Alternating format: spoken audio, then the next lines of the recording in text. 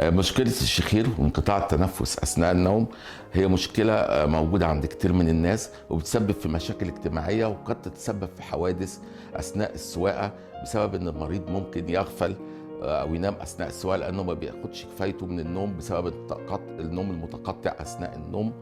بسبب انقطاع التنفس. احنا طبعا بنهتم ان احنا نشخص اولا المريض، نشوف السبب، نشوف وزنه وكتلة الجسم، ونشوف مجرى التنفس من اول الانف لحد الحنجره، اذا كان في ضيق في مجرى الانف بسبب حاجز انفي او بسبب زوائد لحميه، اذا كان في ترهل في